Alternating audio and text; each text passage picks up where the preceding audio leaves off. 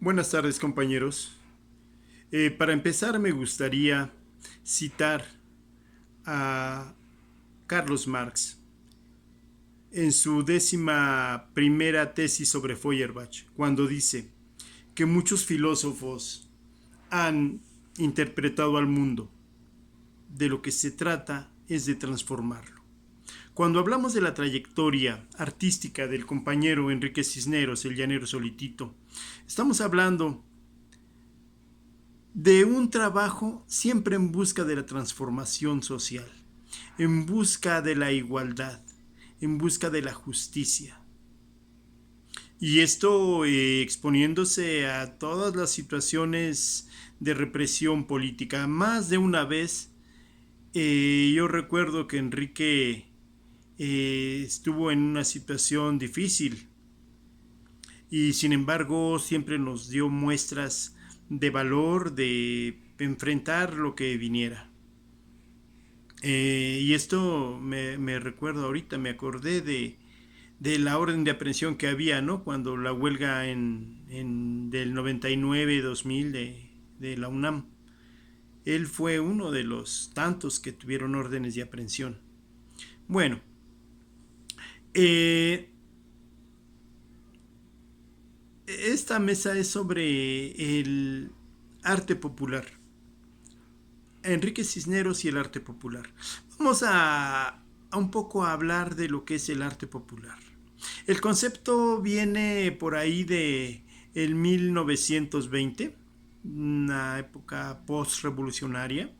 Despuésito de la revolución se le encomienda a el doctor Atl que haga una exposición de lo que es el arte popular, que no era otra cosa más que cerámica en barro, pero que para muchas élites de la alta aristocracia artística en el país, pues era obsceno, ¿no? Hablar de arte, cómo esos indios van a hacer arte. Entonces, el doctorato lo que hace es llamar arte popular. Dentro del arte popular también entraría lo que es el muralismo. Dado que los grandes muralistas Diego Rivera, Siqueiro, salen de los lugares clásicos de la pintura y llevan estas ideas artísticas a las paredes de sindicatos, a las paredes de edificios, pues mm, se les considera arte popular. Eh, En el tiempo de Luis Echeverría se crea un fondo para el apoyo a las artesanías y que en un momento dado está bien, pero eso es lo que se puede esperar del Estado burgués. O sea, que valore el trabajo artístico en términos de su potencial como mercancía. No se habla de perdurar, de cuidar las tradiciones culturales de un país, y en este caso de México. Se habla de vender esos trabajos, de buscarle mercado. Entonces, esa es la situación, esa es la conceptualización burguesa del arte popular. Eh, en términos de teatro, el arte en el teatro, el arte popular, pues miren, ya tenemos noticias desde Hidalgo. Hidalgo hizo una traducción del Tartufo, de ese personaje raro, siniestro, de múltiples rostros, el Tartufo, y hizo el montaje. Muchos estados de la República han hecho grandes monumentos que en sí son piezas artísticas, monumentos al teatro, han hecho teatros, salas de teatro, para ese teatro exquisito, para ese teatro culto, para ese teatro pues que en un momento dado es contemplativo, es bonito, eh, La fórmula que muchos capitalistas e históricamente han manejado es ver qué es lo que se está haciendo en Francia, qué es lo que se hace en Broadway, se lo traen para acá, lo montan y pues resulta ser muy redituable, ¿no? Como negocio el trabajo artístico del teatro. Eh, y les decía, muchas ciudades tienen sus grandes teatros que los aprovechan y los explotan al máximo, haciendo no solamente eventos culturales, sino concentraciones políticas para favorecer a quien tenga el poder en turno, ¿no? En determinado estado. Entonces, eso es la cuestión del teatro. Este, pues, en tiempos de la revolución, eh, se, se crearon obras de teatro interesantes. Flores Magón es creador de una obra de teatro que fue Tierra y Libertad. Eh, Además de su arsenal de cuentos, toda la literatura que nos dejó, ese gran personaje. Ahí sí es cuestión de quitarse el sombrero, como se dice, con un grande de la revolución. Y bueno, eh, en tiempo de la revolución se crearon, eh, o mejor dicho, estaban en boga dos géneros fundamentales, la revista y el género chico, que eran pequeñas obras. Dentro de la revista pues estaban algo que le gustaba mucho al general Francisco Villa y a mucha gente en ese tiempo, que era el cancán, el baile, las chicas bonitas bailando, la música. Resultaba ser muy atractivo. Eh, el género chico, este género de comedia, tenía un contenido político altamente crítico del sistema. Estaban con personajes muy definidos: la borrachita, el indio ladino, el policía, el pelado, y que esto magistralmente retoma el compañero Enrique, el llanero, y nos crea a él, retoma esos personajes y retoma su esencia. Y quién nos recuerda el pelado y el policía, ¿no? Donde el policía trata de sacar toda esa ambición desmesurada por el dinero y se lanza por un billete ahí como portero, ¿no? Se lanza a capturar el billete. Pues eso era. Y lo que decía Enrique, ¿no? Quizá tú me digas, queriéndome insultar, me digas indio, para mí me suena halago. Pues ese era el indio ladino, al que también ya se le conceptualizaba como ese ente peligroso, ese ente subversivo e ignorante, pero que en el, en el 92, en 1992, Salinas y Clinton estaban firmando el Tratado de Libre Comercio entre México y Estados Unidos. En el 94 viene un movimiento atronador, que estalla por todo el mundo, que conmueve a todo el mundo: el levantamiento zapatista.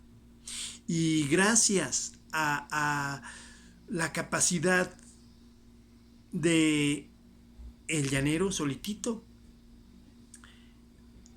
Cleta es de las primeras organizaciones en no solamente hacer eventos por la paz en Chiapas, sino que se lanza y contundentemente y valientemente dice: yo apoyo la insurrección del ejército zapatista.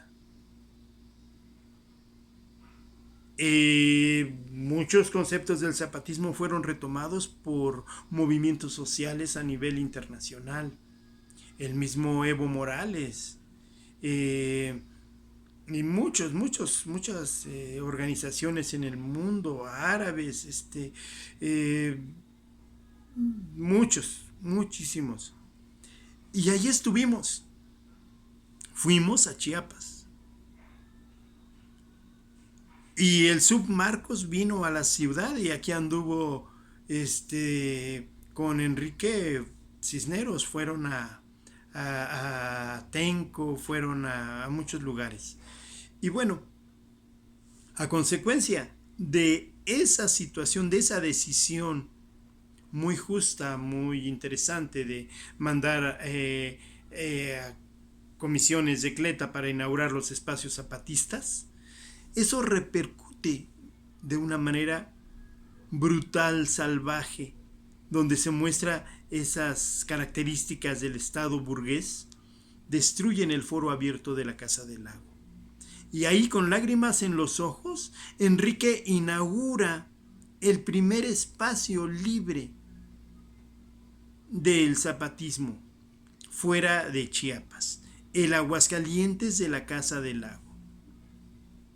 Eso fue tremendo, fue de una fuerza política muy importante.